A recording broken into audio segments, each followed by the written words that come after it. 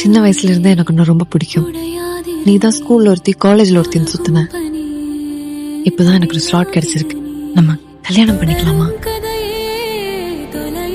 இனிமே எப்பெல்லாம் உனக்கு தம் அடிக்கணும் தோணுதோ அப்பெல்லாம் இந்த சாக்லேட் சாப்பிடு.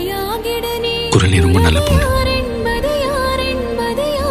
சரிடா, அதுக்கு இப்ப என்ன? குரல் நமக்குள்ள இந்த லவ் கல்யாணம்லாம் செட் ஆகாது. எனக்கு உன் மேல 0 ஃபீலிங்ஸ்.